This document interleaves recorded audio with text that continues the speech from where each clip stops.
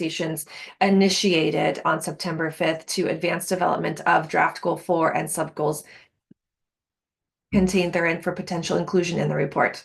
Before we close out, we'll do a quick review of action items, check in on any follow-up tasks and deadlines, and then have a general public comment opportunity for folks if you want to comment on anything related to task force business in general beyond just the scope of goal 4. So let's do a quick roll call. Members, welcome. When I say your name, please come off mute and say hello. Let's start with member James Nakahara. Here, present. Wonderful. Member Ruth Dahlquist-Willard. Present. Member Leah Schwartzman. Present. And member Irene De Baracua. Present. Fabulous. Quorum is established. All of our subcommittee members are here. So our first item of business, approval of summary. So folks have seen the draft meeting summary from September 5th was shared out and is posted to the project website. I'm happy to pull it up on screen, but let me first pause and see if there are any discussion points or proposed requested edits from task force members.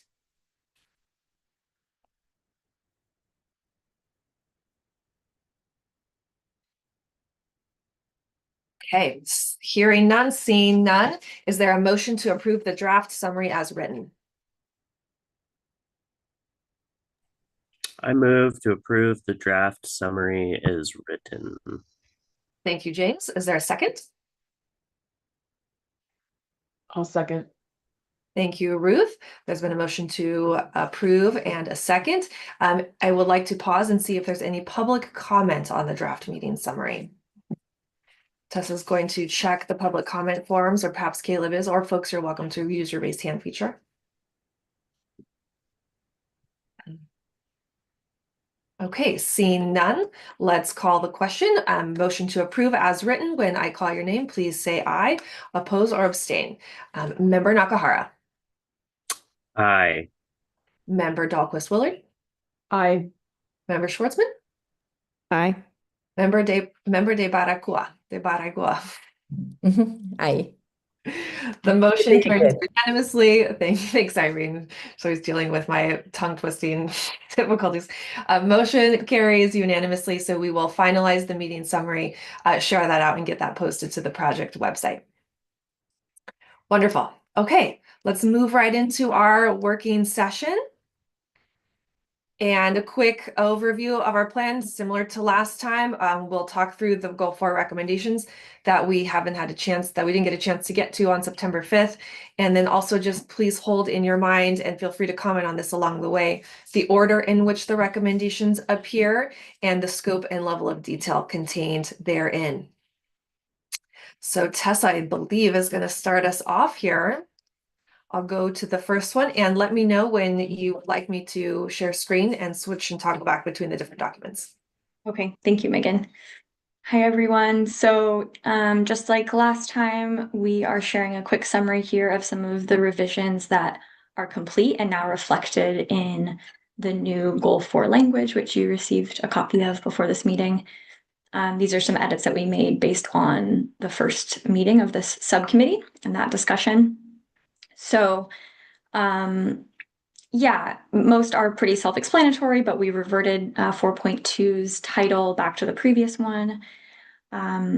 We added a new bullet to 4.2H number 2, added clarifying examples about water and soil health to that 4.2B, and then added groundwater allocations to the list of water types. So if you want me to go into any of those and show you the exact word for word, let me know now. Otherwise, we can move on to the discussion items.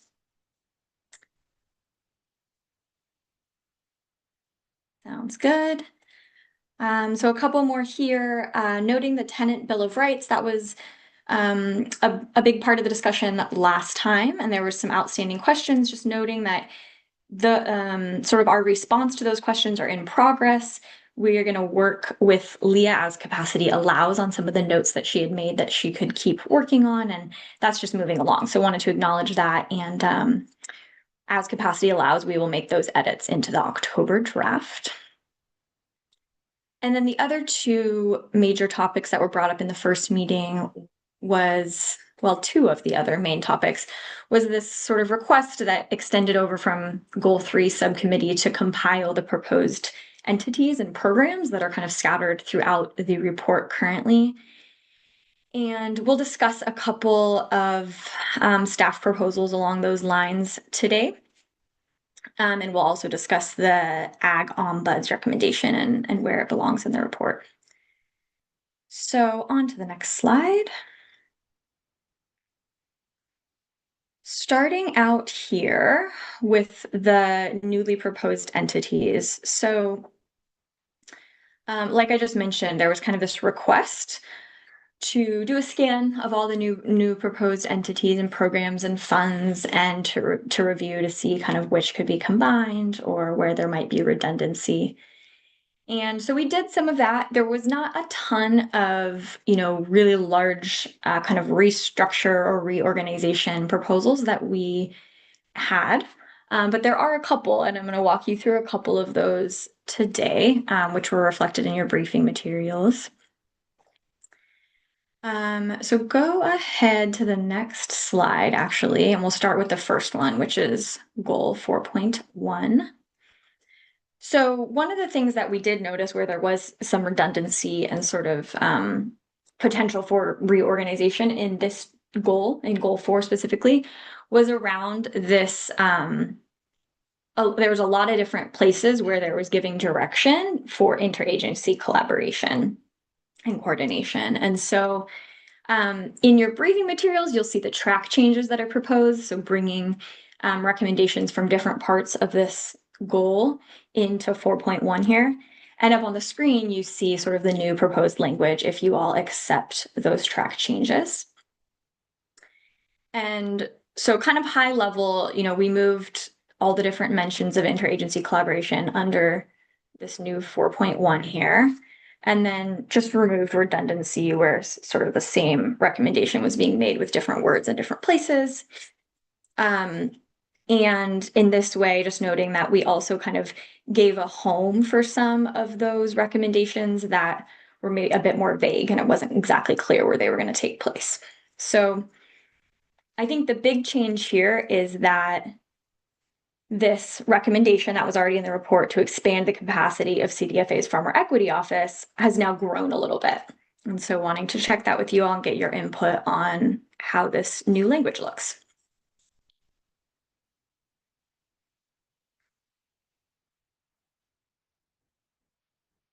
And yeah, just take a second to read through this if you haven't already.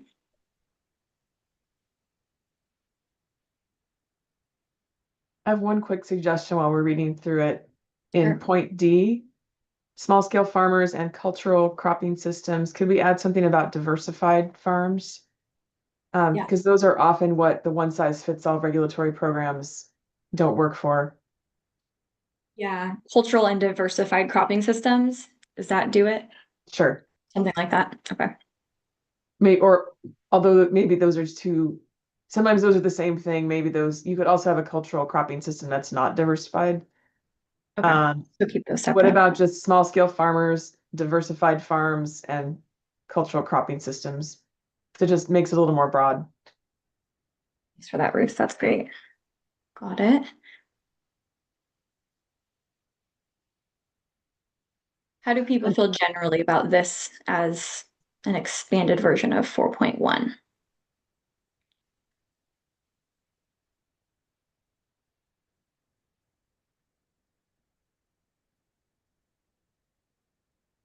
I think it reads well, and looking at the track changes, it gives a little more flexibility in how the Farmer Equity Office might be supported. So I think that's helpful. Great.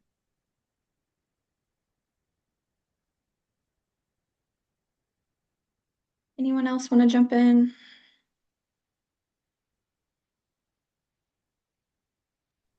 I will note that as written, it is focused on interagency collaboration at the state level.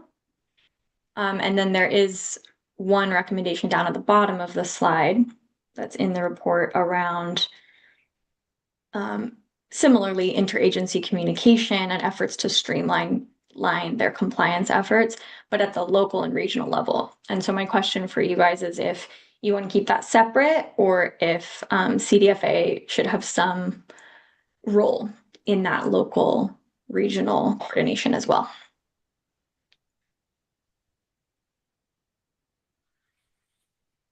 Yeah, I was gonna say I like the idea of the regional and local being included as well. You like the idea of it being included? Yes. Okay. And I think it's different enough from the Farmer Equity Office that it should have its own thing. I kind of do too. I think I'm just thinking about how it's going to operate. Like there needs to be. So what is the mechanism by which local and regional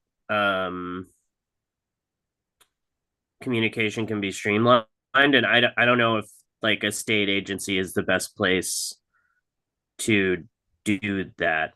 I feel like I don't know. I'm just thinking about like how that gets operationalized and what it looks like in practice. And I'm not, and I, yeah, I with the other ones that makes sense to me because it's like state level things talking to each other, entities for lack of a better term. Whereas this is like a whole big thing, right? Create processes and positions to increase, so that's headcount. So create policy programs, etc., and hire people to increase interagency communication and to streamline compliance with local and regional requirements. I think that should be done at a local and regional level through some other mechanism than the CDFA. Yeah, I mean, we can talk about alternatives, but I feel like that's giving like a lot. That's putting a ton of new work into the Farmer Equity Office, whereas these other things feel quasi tangential to processes that are already in place and resourced. Okay. Yeah. Irene, do you have any response to that? Because I know you're saying you want it to be included, or is there maybe another place? Does it belong with the ag ombuds, or does it just belong as its own separate recommendation? Yeah, I hear and agree with what James is saying too. Well, I'm absorbing it as he's talking about it. And I think, yeah, maybe, I mean, what you're saying, Tessa, if it's somewhere, maybe the ombuds section or definitely, I mean, something on its own. I feel like I just have to think about it a little more. But yeah, I think I agree with what James is saying and Okay. what you mentioned. If it could be somewhere else, or I just think it's needed. Okay, great. And ombuds do serve, I mean, at least in I know there are not ombuds people everywhere, but one of those roles is to kind of be a liaison between farmers and county agents, county agencies, planning committee, environmental health and safety, OSHA, like, or not OSHA, that's state, but you know what I mean. And so I actually think like if there's a person who's most well positioned in any given county in the state, it's either going to be something like an ombuds person or some kind of group of stakeholders coming together to make recommendations. And I think having an ombuds person as the kind of nexus of those things makes sense. It could be somewhere else, but I think that would be a good place for it. Yeah, and so I did want to mention, because this reminds me of something that like I was being reminded watching the release of the farm worker health study in UC Merced, and Karen Ross was present, and all the different agencies were present in regards to speaking on how they're gonna, protect farm workers more and whatnot. But the point is, she brought up the example of the Ventura Coalition, because I remember we had invited her there to be present, and that's something that I also think is a fantastic model of a group. And you just reminded me, James, from the scenario you put out there. And she even felt that statewide there should be similar models in different counties where farmers and different stakeholders, advocates, small farmers, big farmers, county agencies are there, and it's where different decisions are being made, and really focused on equity as well. But Irene, is there some information you could send us about the Ventura Coalition? Or is that what it's called, or was that a general reference? It's so yeah, there's one part of it's called Milagros Group. So they were a part of making the Farm Worker Resource Center possible. It's called Milagros, but Milagros is more of a small group that's made up of let's see, Good Farms, MICOP, Cause, Líderes Campesinas, Ellen from I'm blanking out, Ranch, I can't think of it. And she's the one that actually leads it. So that broke out to a bigger group, and that one is now known, I think, as the Health Collaborative Group. So this was something that came up during COVID, and we ended up creating a whole advisory, and Monterey County also did something similar, an advisory to protect farm workers and to help farmers regarding COVID-19.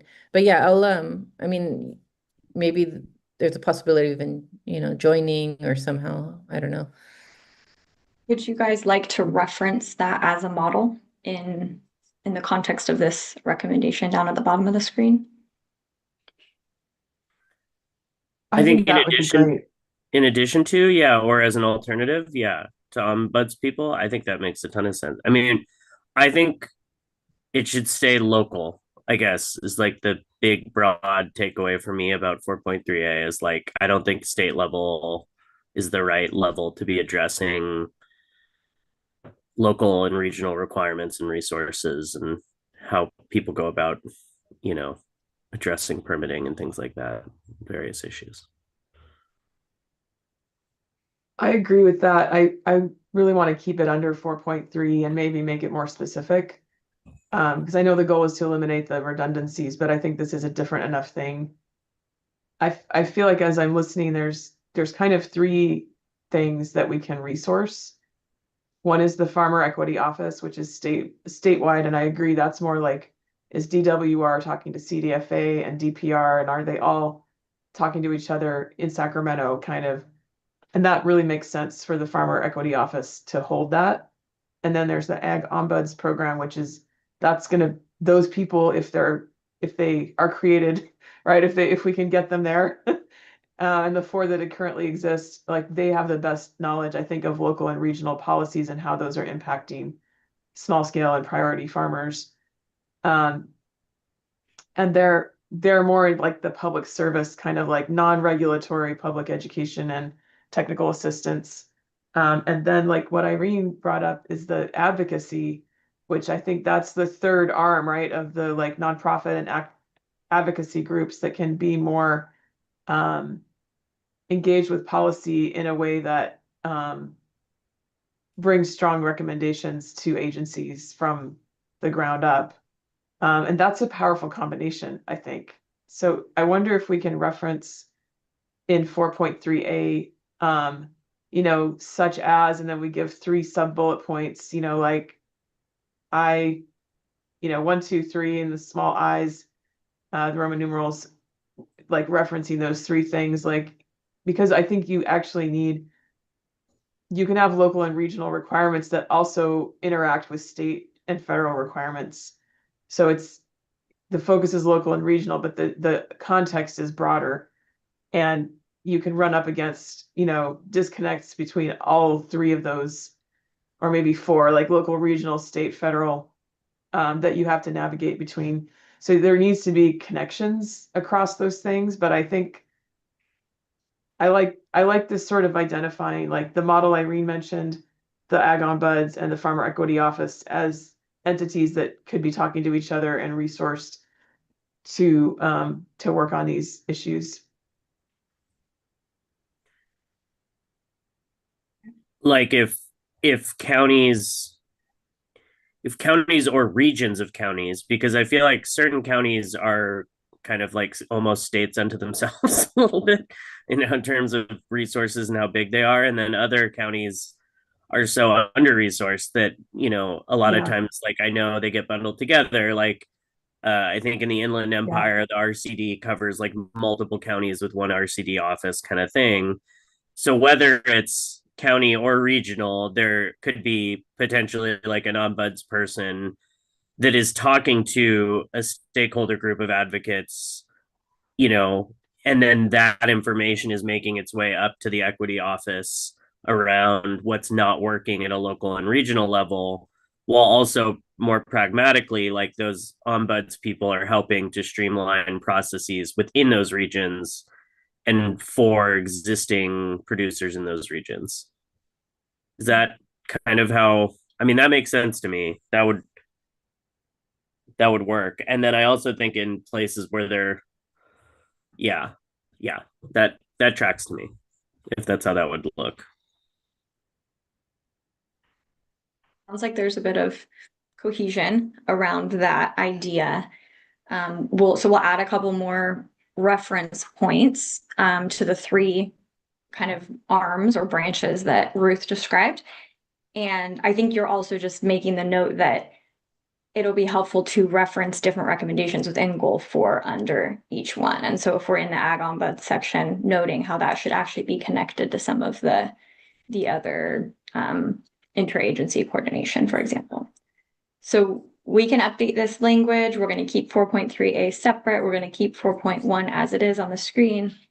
And we will move that language into the October draft.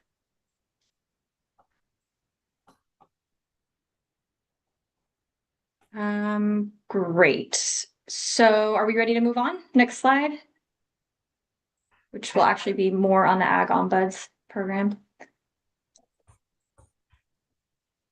All right, so just wanted to make sure to review this new language with you all. This is in the draft report currently, so in your briefing materials. We pulled it out. Let's see, it is in, now I think it's 4.2a, if I'm remembering correctly. So just take a minute to review this language, and would just love a thumbs up or any revisions that you'd like to see.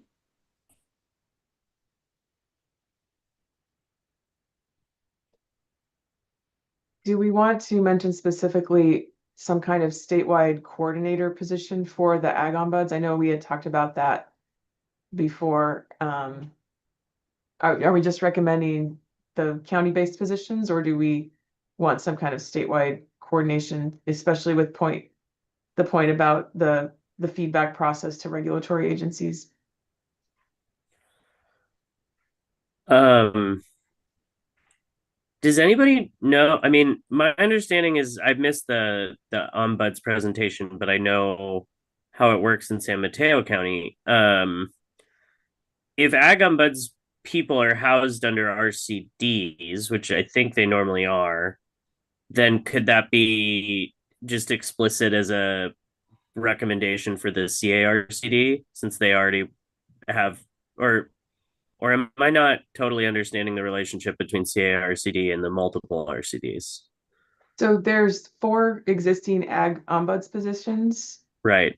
3 of them are with UC A&R, UC Cooperative Extension. Oh, okay. One of them's with RCD. And one is with an RCD. Okay. I think Cooperative Extension and the RCDs have been discussed as sort of the 2 public organizations that currently house them, and that it would make sense to involve. It's really important that it's non-regulatory agencies that have an educational mission, not tasked with any regulatory program, so they can maintain that distance from regulators. And the confidentiality of not not sharing information with regulators. So, I think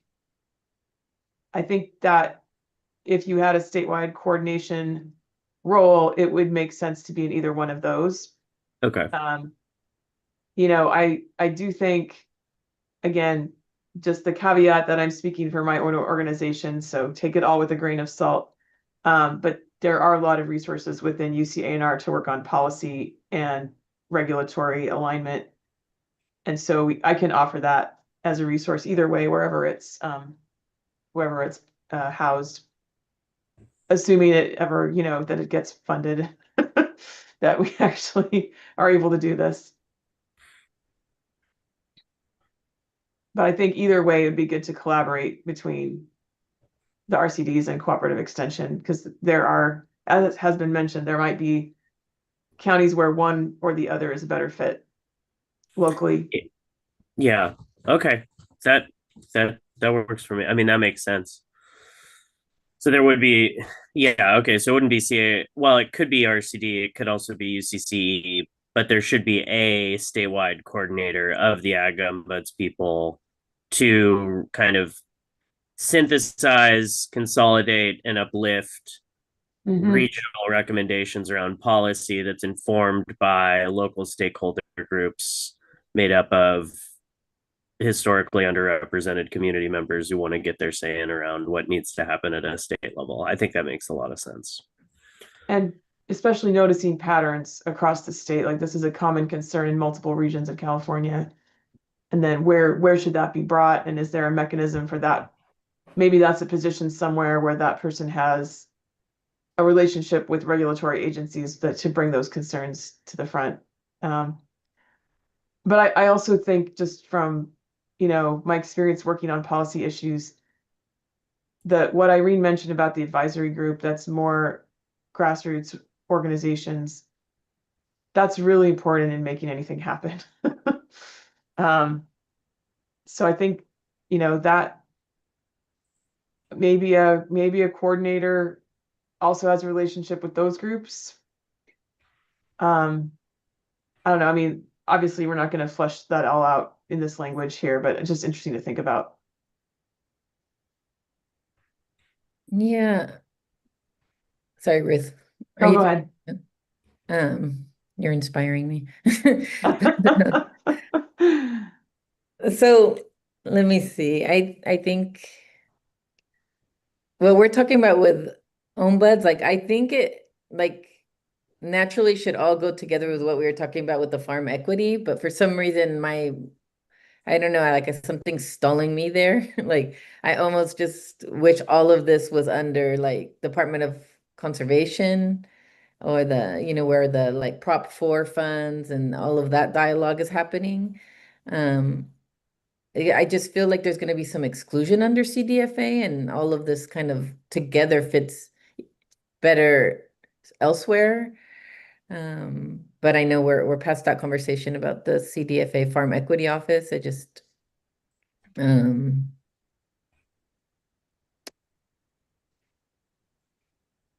like I almost feel that even this sort of coordinated effort would be beautiful to see at the state level as well as the county levels, right? So we have something similar where it's farmer representatives and sort of like the task force, I guess.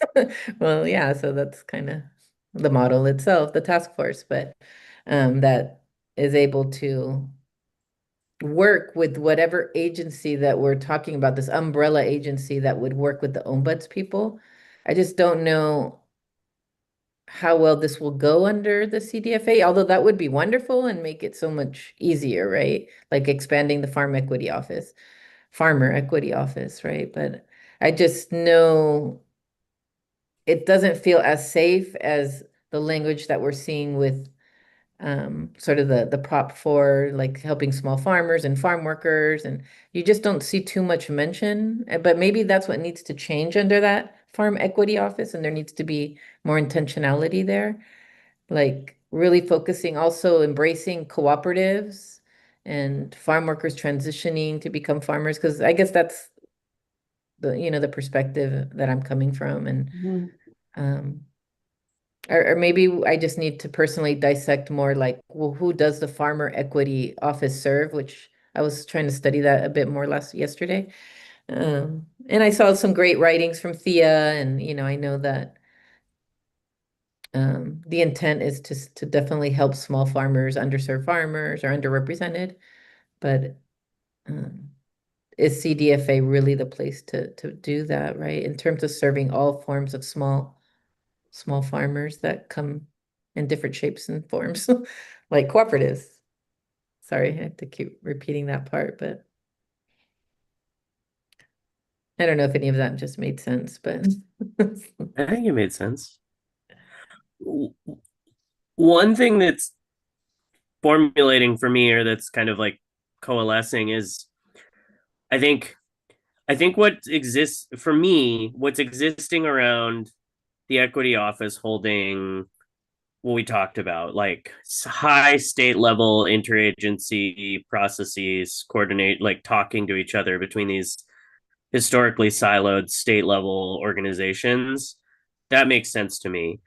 Well, we're the second part around that second sub goal, and I know we've kind of moved forward, but like I think that 4.3a thing, like it does make sense to have that be a combination of ombuds people who are who are staffed either through UCCE or RCDs to be the non-regulatory liaison between the agricultural community, but that community, like there should be almost like mini task forces, right, in different regions and counties that that ombuds person is like on, right, like they are informed by and a part of that convening of stakeholders, and then that information is being brought up to a statewide coordinator. And of course, like it makes sense for that statewide coordinator person to uplift the collective recommendations and learnings from those small regional focused kind of groups and ombuds people to give information to the farmer equity office, but to also to anybody else who wants it, right? It's not like it doesn't need to just be that everything has to flow through the farmer equity office. There are lots of other channels to get important information about policy reform out. And also the thing is, like, the high level is the policy issue, right? Like that's like what's getting distilled and brought up is policy and advocacy issues.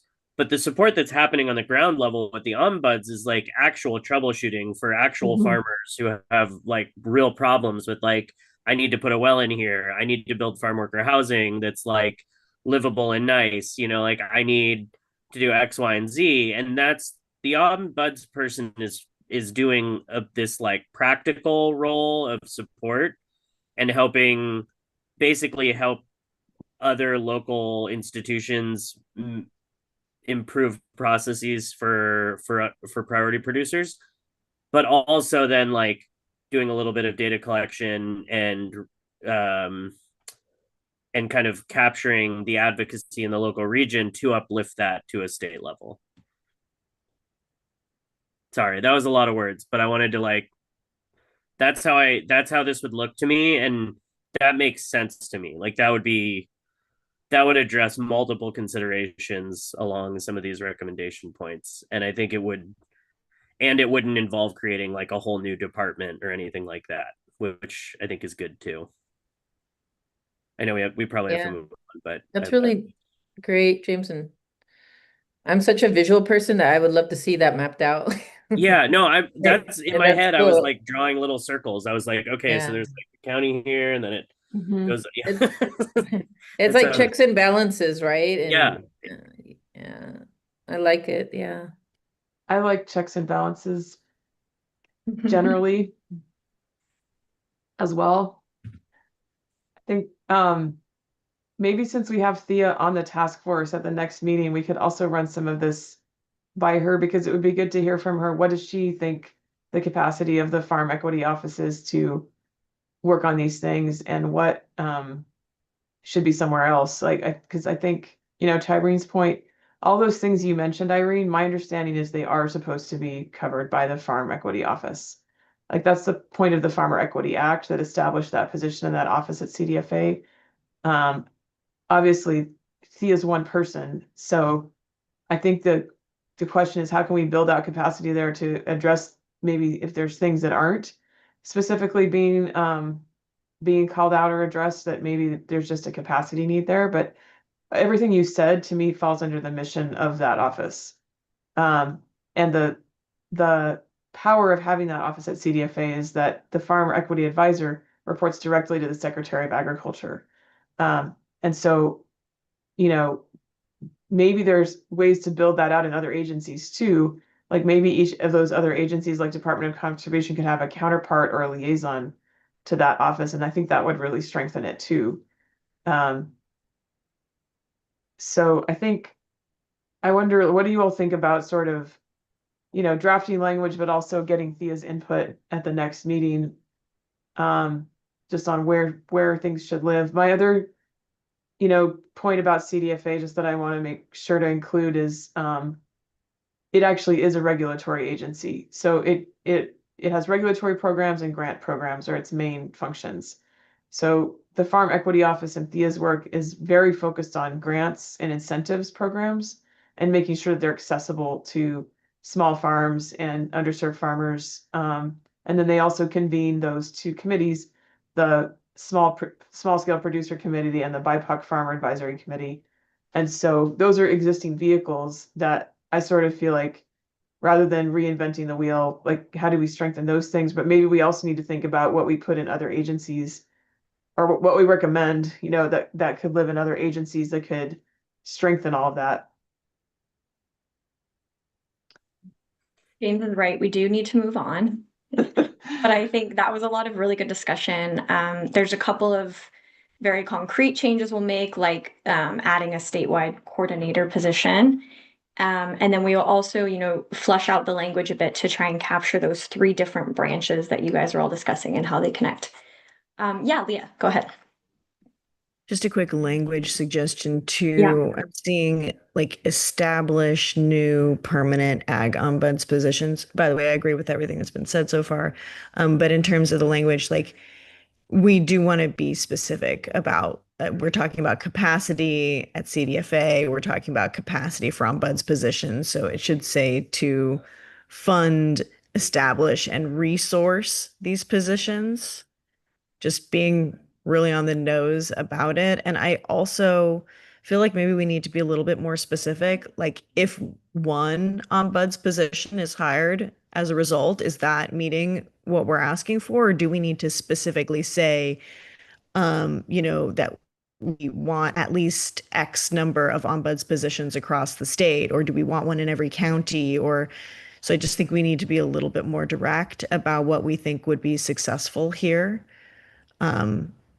So yeah, and I do like the idea of a singular coordinator of the ombuds positions and the coordination between regional and state partners. So all that's good. But to also resource that, like if CDFA, if Thea herself cannot currently do everything we're asking, which I certainly think she cannot, Right. then we should also state that we need to increase capacity over there. Ruth, did you have a quick response to that about the number? I really agree with that. I think those are excellent practical points that we should include. We could say a minimum number, but I wonder if it needs to be more driven by what are the regional needs. Like, I think a quick needs assessment, I don't know how quick, but identifying what makes sense for what counties, like, James mentioned combining counties, which that happens a lot because you can't put a position in every county or an office in every county. But I do think there are smaller counties where you could have one ombuds with 2 or 3 counties, depending on the region and the needs though. So, if you can't get 50 something ag ombuds positions, which maybe that's realistic, then how could you best distribute them across the state? Is there language we could add that, you know, distributed statewide based on regional priorities or something like that. Just to include some process of that, we need to evaluate which counties really need one, and maybe with these two counties that are next to each other that are smaller, where's the best place to put it? You know, some assessment of what makes sense for that. In addition to like what agency or institution is the best place for that region to house it. Is that too specific, or should we add? Because I really think I like Leah's language about fund and resource.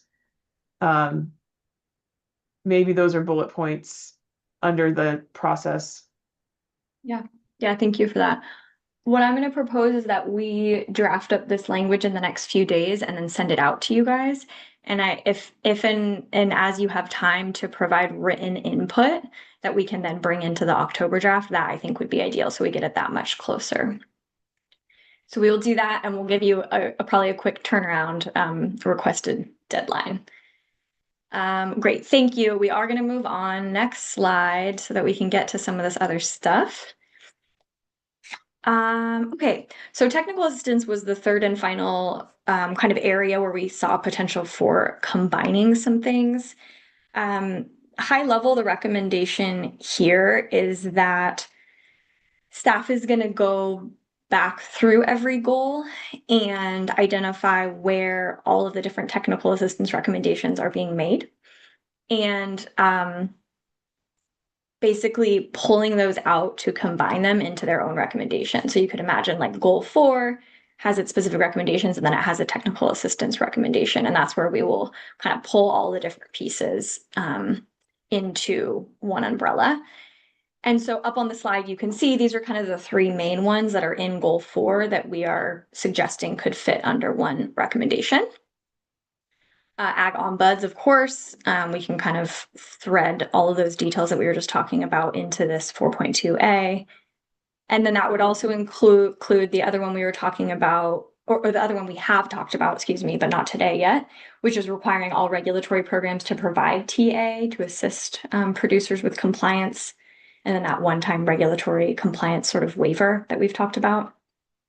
And then there's another TA recommendation in goal 4, which is kind of a broader one on landlord-tenant relationships. And it's about all the different types of support that are needed. So relationship development, mediation, negotiation on contracts, etc. So we're going to kind of house those under one recommendation, if that sounds good to you all. We're thinking that creating some of that consistency across the goals might make them easier to kind of get through and to navigate. And then the other quick note on this slide is a piece of community input that felt particularly relevant to 4.4.d, which says, so the community input was expand CalAMP. 2 people to cover the entire state are not enough. And, you know, a recommendation to further resource that agency or that program in the state. And just for any of you who maybe don't know exactly what CalAMP is, it's a service provided like at the federal level, but administered through CDFA. And it basically provides free mediation services for landlords and renters, kind of this third-party resource to get through any type of negotiation or conflict resolution that's needed. And so the question for you all is if you want to explicitly reference that program in this recommendation 4.4d. So that's the first question. Leah, yeah, go ahead. Yeah, so I work pretty extensively with CalAMP. I'll say one thing is that there are not just 2 mediators in CalAMP. Okay. They have a network of mediators. So I think that 4.4D covers this because it's talking about increasing funding for support, which includes mediation. Mm-hmm. And that's what's needed is just them to have, you know, stable funding, like, you know, like many technical assistance providers need stable funding. So Mm-hmm. I think I think it is. I think we're in an odd position if we directly call out organizations, like we can call out state agencies, but we probably shouldn't be calling out individual organizations. I'm not sure if we're doing that anywhere else. Okay, thanks for that, Leah. I think that's a good point. My experience with CalAmp is that they provide very good mediation services, but it's on a limited range of topics. So there's certain things that you're like, I think I need a mediator, but they don't do that part because it's not within their scope. So I think making it general makes sense to me. Great. Okay. That's clear. Thanks all. So we'll just keep the recommendation as is, acknowledging that there are, increasing access and funding to all different kinds of legal support and technical assistance, including mediation services, is the way to go. But I have a question for Ruth. So, Ruth is saying something relevant here. If CalAmp, I can't speak exactly to all the mechanisms, but through the Farm Bill, they are authorized to cover specific topics. Right. Those topics have not so recently been expanded. But if Ruth is seeing additional topics, maybe that does make CalAmp a little different than any other org. They have to be authorized on what they should and shouldn't cover. So what are those additional topics, Ruth, that you're seeing that they can't cover? And what would you like? Actually, Yeah. I wasn't aware of the expansion, so that's great to know about. So maybe I need to review the expanded topics. Is there anything in particular that comes to mind that you wish they were doing? Well, sometimes it's things like, pesticide drift or I think I can't remember if they don't do OSHA, right? Like labor stuff, or do they? No, I don't think they do labor stuff. Labor They is a can big one. do landlord, tenant, and neighbor to neighbor disputes. So I think that the drift is a topic that they Okay. could cover, but I don't think they typically do labor disputes. I think labor is actually the biggest one. And Ruth, does that feel like that's captured in the recommendation as written, or do you want to add that? I mean, it doesn't call out any specific issues in the current language, so I don't know if we need to add labor to that. I just think that that's a reason to keep the language broader rather than naming a specific organization, because it does say mediation, address disputes without formal legal procedures, and that certainly covers CalAmp.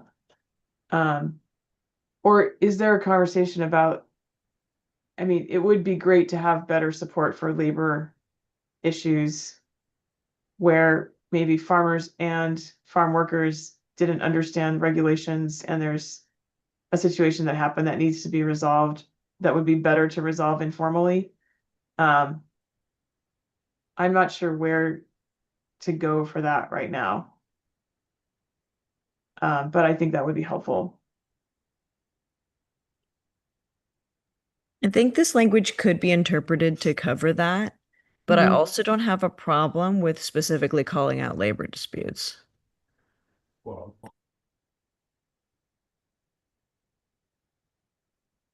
do folks feel about that? Do you want to go ahead and add that as a detail or an example of some of what would be covered?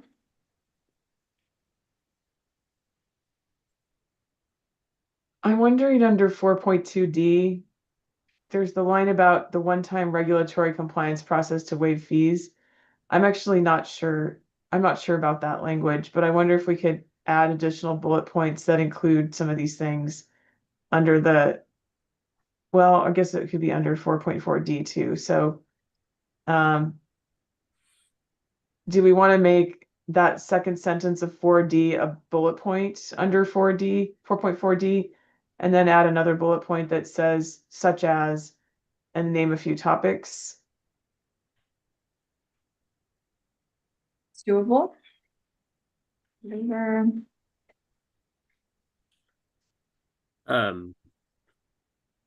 I'm not opposed to that. I also think one amendation we could make would be to pull the word mediation from 4.4D when it gives examples of things that the providers are helping with.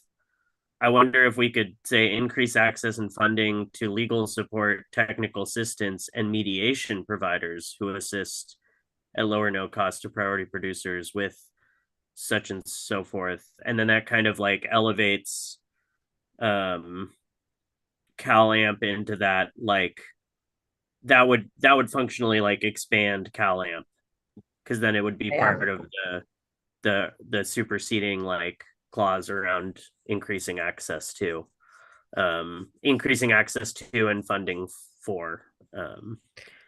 So maybe like, so it's a increase access to and funding for legal support, mediation, and technical assistance providers who assist at low or no cost priority producers with, and then we can enumerate a list of things. That would kind of consolidate a lot of this to me. I like that. We should still keep the bullets broad enough to cover as many topics as possible, or include a including but not limited to kind of. Mm-hmm. Yeah, I like that as well. Okay. I know Caleb's capturing this word for word for what you were just saying, James, so we can make those updates. Let's move on to the next slide because it is actually related to this same recommendation here. So in the context of TA, in the first meeting, we were kind of talking about what the definition of TA is. I provided SGC's definition up here on the screen, but I think the more kind of poignant question for the task force, for the subcommittee around 4.4D, which is the same one we were just talking about, is whether you'd like to specify where or who is eligible for this TA funding and support. And so, you were just saying you don't want to explicitly call out CalAmp, which is totally fine. Do you want to specify anything around like funding for community-based organizations? Is this more funding for state agencies that already provide TA? If there's any more direction there that you want to give. I have a question. Would we be using this SGC definition for the like? No, sorry. I think this being up here is maybe a little confusing. It was just kind of to report back on a question that you guys had. This is a definition. If it feels useful, we can include it, but I think it's not exactly answering the question that you guys really have, which I think is like how to define better where this TA is being provided. Yeah, the only thing that I would, and full disclosure, I work for a technical assistance provider, so grain of salt. But I think something that would make sense to me here is to distinguish between like not for profit, like organizations that have an explicit desire to support priority producers, and not for profit organizations maybe being prioritized over for profit. It would be weird to have for-profit technical assistance providers accessing. That feels like that would, I don't know, that there could be like some downstream effects to that I could see being harmful, but I don't know. And also I'm gonna like, yeah, I'll just leave it there. But I feel like businesses needs to be added to like if we're going to use the SGC definition, which I know we don't have to, and and I'm kind of on board with not having to be, but if we do use it, I think we need to add businesses as who's getting support. I know that's business organizations, but like I think it's a lot of small scale farmers are running independent businesses, and so being specific about that, and mentioning like cooperatives too. Like agencies, organizations, community with a development need or resource gap. Yeah, I guess. Yeah. Okay, I'll stop there. So just to be clear, James, just in case maybe I'm misunderstanding you, but I think the question here is which TA providers would receive this funding to provide more TA. rather than which farmers and producers and cooperatives would be eligible to receive that support. Yeah, no. I'm saying Okay. that the definition of who TAs are supporting should include that list of cooperatives and farm businesses. And then yeah, I think that in terms of like prioritization for TA funding, that it would probably make sense to focus on specific like organizations, TA providers that have explicit purviews to support priority producers, and maybe within that elevating nonprofits given the tenuousness of their long-term viability given how things work. I do still like the low or no cost piece. 100%. Yeah. I think if we're gonna, go ahead. If we're gonna use that definition, it's really technical assistance to individuals, whether it's a food business or a farmer. The technical assistance kind of, I think, working definition that comes more from like NRCS and those kinds of agencies is, it's not so much supporting agencies or organizations as individual farmers or business owners. So, I mean, if we're going to include a definition, I would focus on that. It's not really we're not talking about trying to build capacity of an organization with this kind of technical assistance. We're talking about supporting individuals.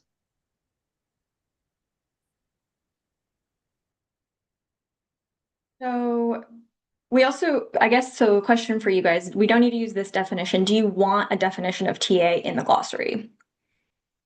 If it's updated and a better one. I think it could be helpful. Okay. Yeah, I Yeah. think we probably should. Okay. So we'll do some scanning, look to NRCS, and we can build that into the October draft when you can review. And then for this draft recommendation, you had a couple of small edits, maybe naming community-based organizations with the explicit mission of serving priority producers, keeping low or no cost. Otherwise, it sounds like pretty much keeping this one the same.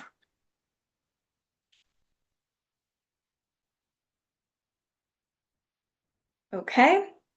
Just to be clear, we are saying in support of individuals and businesses. And I also want to be inclusive. Irene was also talking about like co-ops. And so just being inclusive of the different structures that priority producers are operating under. Yeah, thanks for that, Leah. Do you want to include that written into this recommendation, or is that a comment on the definition?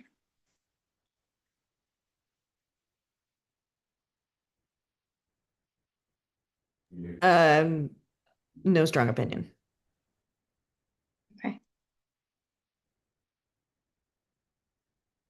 I think if we have the definition, then that allows us to not repeat that type of thing in every DA recommendation. So do people feel okay about that approach? For sure. Okay. Okay. Great. I think we can move on. Ready for next slide? We're actually getting close here. So wanted to bring this discussion back, which was a request to include a county level agricultural lands liaison between growers and agency staff, specifically regarding leases on publicly owned lands. So we pulled the recommendation out of goal 2 that mentions this. First thing we noticed was that as written, it is a bit confusing. So that needs to be updated and broken up into 2 different parts. But we wanted to just kind of run this location by you in goal 2 and get your input on this recommendation. So to see if it suffices. So 2.3 as written is direct a collaboration of state agencies and technical assistance providers to develop models for secure long-term access agreements that would allow for cultivation of public lands. And then the second part is acting as a liaison for priority producers and land stewards navigating public land leases. And so I think, we can break that up into two parts so it's a bit clearer. But I think just wanting to check with you guys if this recommendation situated in goal 2 is responsive and sufficiently capturing kind of what you brought up last meeting. And then if so, also wondering about if that should be kind of a resource for public and private lands rather than just public lands. I'll pause, let you simmer on that for a second.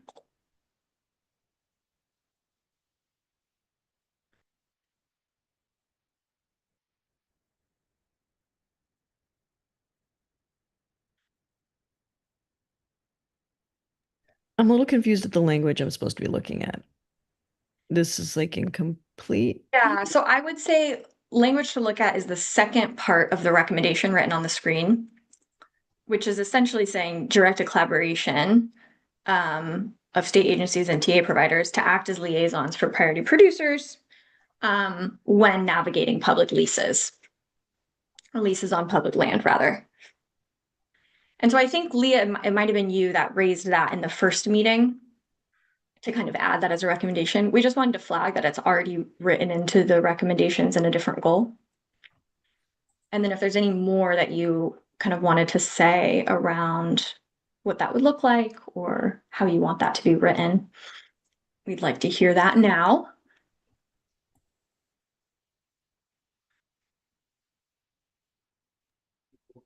Sorry, is the language that it's written elsewhere here? The language sorry, what was the question? You said it's already represented somewhere else. What is the language where it's represented elsewhere? Right here under existing recommendation, so 2.3A2, it's represented in goal 2 rather than goal 4. So that was the distinction because we're in subcommittee for goal 4. The language currently written up on the screen is in goal 2 already. It does seem like this language in goal 2 is not very clear and could be cleaned up.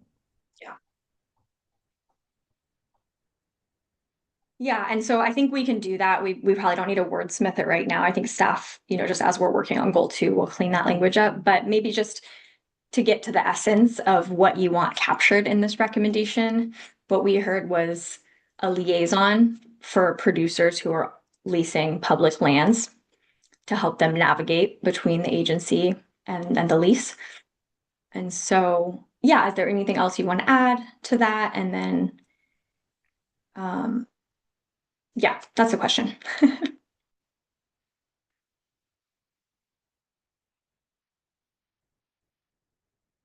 Yeah, it's about funding and hiring county and city level agricultural land liaisons whose purpose is to facilitate agricultural land transactions with priority producers and to facilitate the collaboration between state and county agencies and technical assistance providers to support and advocate for these transactions. Right now, as a technical assistance provider, it's challenging to find the right person to coordinate with to access public lands. So there needs to be somebody. Different counties, different cities have different departments that are like their real estate departments. Very few of them are that versed in agricultural land leases, but the majority of them are specifically trying to make that transaction as quick and easy as possible. So they need more support in order to make those lands available and accessible on a smaller scale to priority producers. So it is about bringing on these agricultural lands liaison to facilitate land access on public lands through coordinating relationships and supporting the negotiation of leases with the public agencies. So I think a little bit more specificity about that role and what the intention of that role is.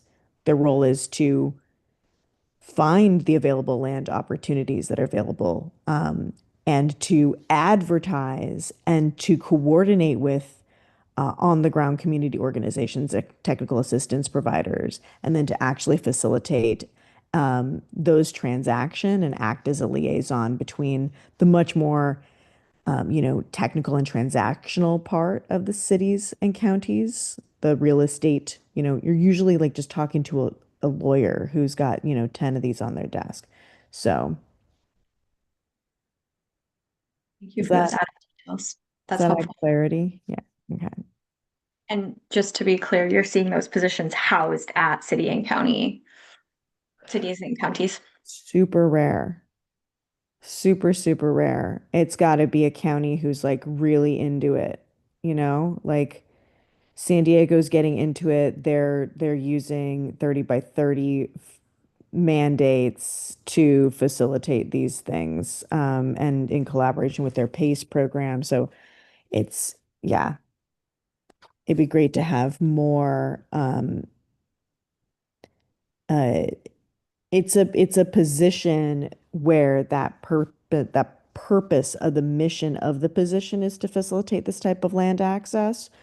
Whereas if you don't have a position like that, or you don't magically find a person who's super into small scale land access, these deals just aren't going to happen. So it's creating that momentum through a hired position. Great, that's very helpful. Anyone else want to weigh in on that concept?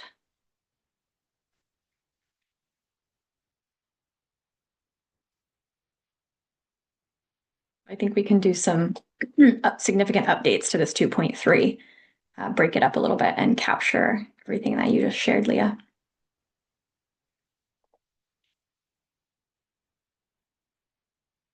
Great. Okay, well, we can go to the next slide. This is related to interagency feedback. The goal here is actually just to confirm how we're going to address this feedback. And so there's been some input on specific wording in that first one that you'll see on the slide. So just kind of softening it a bit, encourage and where possible, ensure this representation of priority producers and land stewards in public decision-making bodies.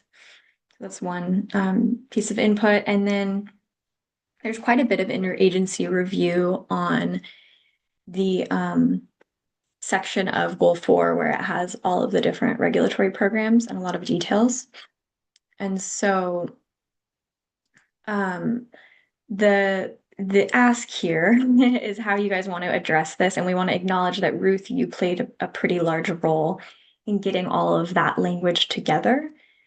And so with the subcommittee's permission and with your capacity and interest, Ruth, we're wondering if you might want to take some time to review this input in a kind of one-on-one capacity and see how you might want to deal with it. And then, of course, that will go into the October draft and everyone would have a chance to review. Would that be like another Zoom meeting or over We email? could do it in writing over email if that would be best for you. That'd be great. Okay, sounds good. Understood. Completely understood. No room for more Zoom meetings?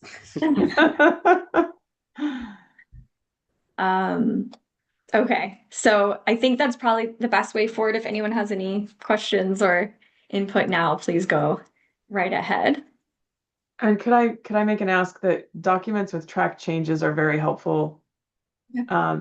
I know you are all working behind the scenes to take our verbal recommendations and turn them into text, but for this, maybe because it's just so much in the weeds, if we could do that, like if you change language, can you do track changes so I can see what you did? And then I can take it from there and give you feedback. Definitely, we can do that. Great. Okay. Question. Yeah. Is this, I recall a conversation and I don't recall where or if it made it in anywhere, but 4.2G, is this also where we address RCD board membership being strictly for landholders? Maybe we can pull up the language, Megan, if you have that accessible. Which document do you prefer to look at? I don't think, sorry, not in the briefing materials, correct? Correct. So just the goal 4 language would be great. Which coming right up. Oh shoot, I have open goal restorative lens. Okay, give me one quick second. And Leah, yes, to answer your question, this is where it's referencing including existing commissions, water districts, irrigation districts, RCDs, groundwater sustainability agencies, etc. Did you have a question or specific piece of input around that, Leah? I'm wondering if we just need to be a little more direct. Like encourage where possible isn't change the rules. Yeah. So currently as written, it says ensure. And so the interagency input is encourage as possible. And you all have the choice to just say, no, we want to keep it to be ensure. It's completely up to this subcommittee. And I will, yeah, there you go. Thank you, Megan. Perfect. So currently says ensure.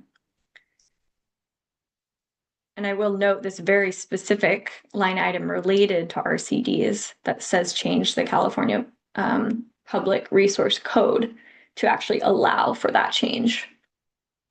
Perfect. That's just what I was wondering if it had made it in there. I'm happy. Okay.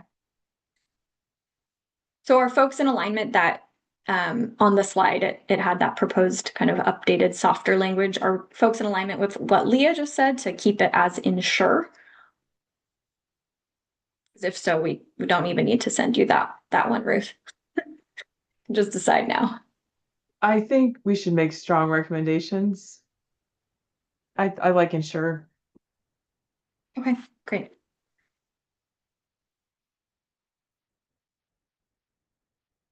Okay, noted. I think we can probably go back to the slides then. And yeah, we will send you, Ruth, the language around the groundwater markets and Sigma and that piece of the goal 4.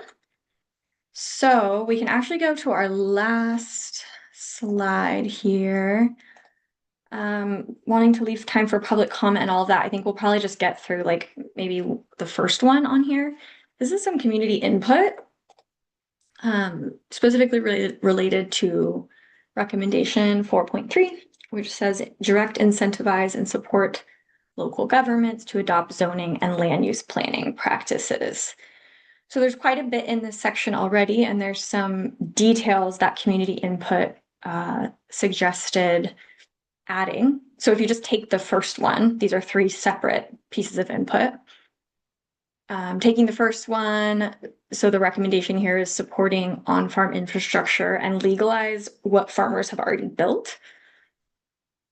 Help farmers construct needed facilities and develop ways to bring existing informal structures into compliance, such as creating a program to legalize structures without penalizing farmers. So the essence here, I think, is really allowing for folks to permit and quote unquote legalize what infrastructure they may already have, and supporting on-farm infrastructure. So the question here for each of these is just, does this feel within scope?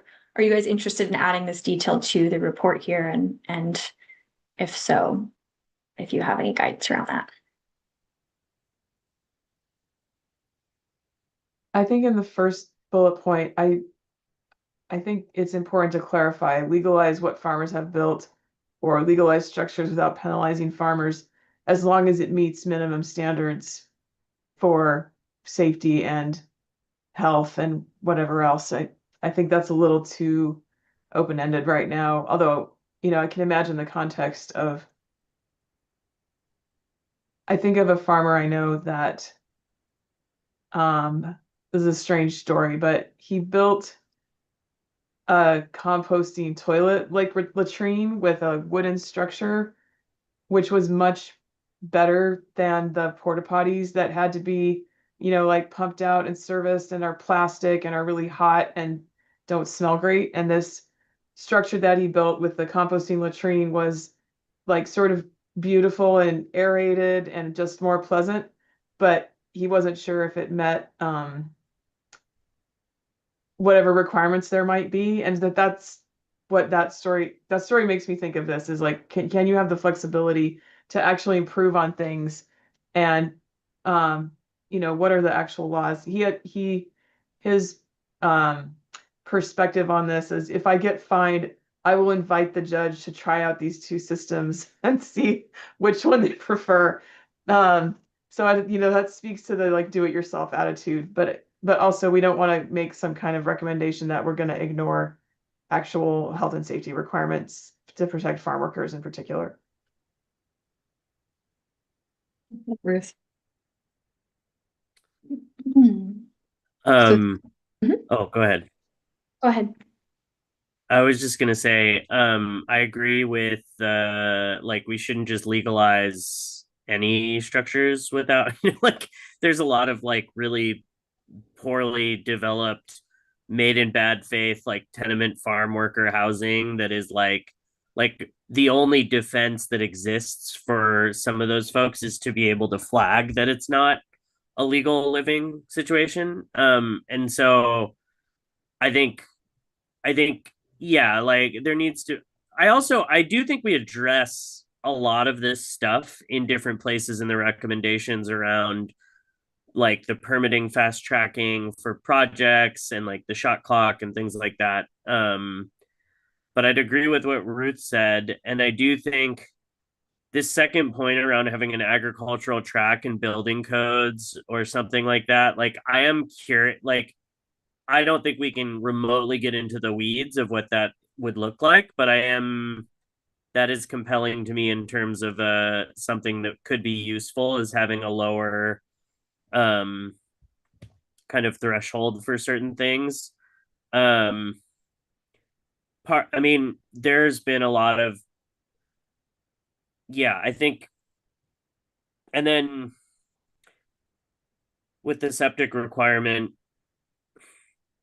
those are huge barriers, but like sanitation is really important and the environmental safety is very important. And so I feel like in some circumstances what will work best is having a composting toilet that works for like a small scale, maybe not a giant agricultural team, but if you have like 100 people at your farm or something, or 50, like you need like adequate sanitation and sewage systems. And so I think um yeah, maybe and maybe this means that we need to like create some kind of tax or some kind of way to waive costs if you're doing on farm stuff. Sorry, there's a big fan going next door to me. I'm gonna go off audio for 1 second.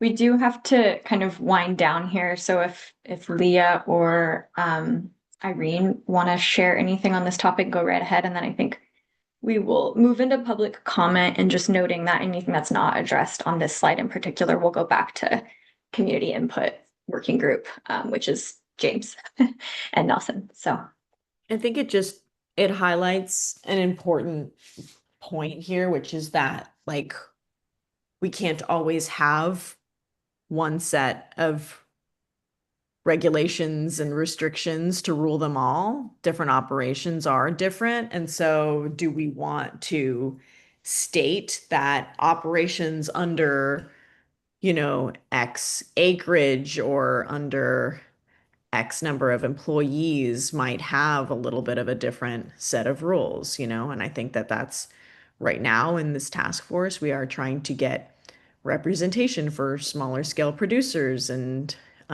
remove barriers to them without removing the important regulations that keep larger agribusiness in compliance. And so, yeah, it's it is challenging to paint with a broad brush. So is there a nuance here that we want to add? Thank you. I think with that, we will wind down.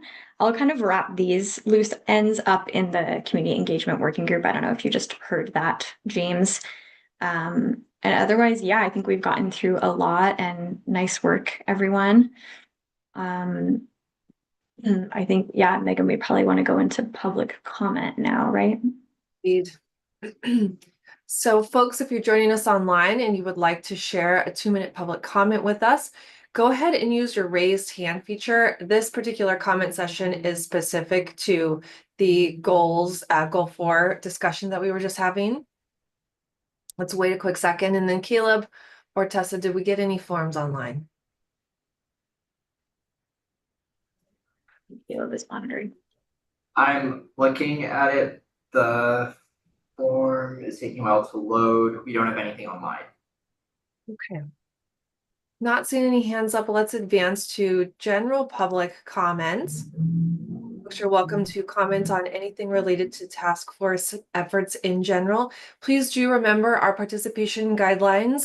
We do encourage all of your perspectives, but please use courteous language. Your ideas don't necessarily need to be in alignment with the task force members, but please avoid ascribing judgment or editorials. And if you are not in alignment, we do really appreciate constructive options for consideration. So it looks like Yvonne, let's go ahead and unmute Yvonne, and talking is permitted. Yvonne, when you're ready, go ahead and share your comment for 2 minutes. Hi, thank you, Megan. My name's Yvonne. I'm the district manager at Coachella Valley Resource Conservation District. And I just wanted to add, during the working session discussion on the ag ombuds, someone mentioned the CARCD.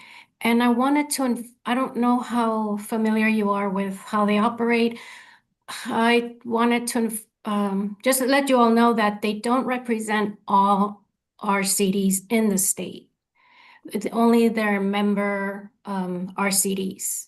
So when interacting with them or having them speak on behalf of RCDs, they're probably just speaking on behalf of the RCDs that they represent or that are members of the association, not exactly the others that cannot join or for whatever reason have opted out of joining for paying the annual $7,500 fee to be an association member. That was what I wanted to say with that. Another thing that I wanted to bring up was that the discussion came on the draft for section 4.1 F2, changing Division 9. I recommend that you all take another look at Division 9, that it does allow for property owners to participate in the RCD boards.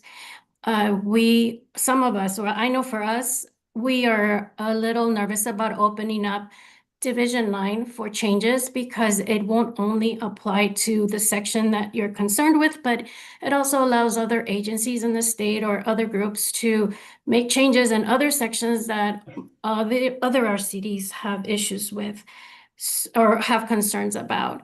That's all I need to add for now. If you have any questions, you can reach me at CoachellaValleyRCD.org, Yvonne at CoachellaValleyRCD.org. Thank you.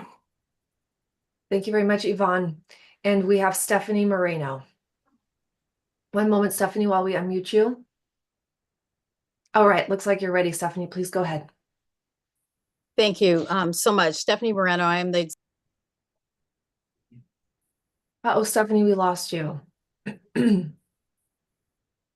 It looks like your mic disconnected entirely. Go ahead, give it another try, Stephanie. Hello? There you go. Okay, you're back. Go ahead.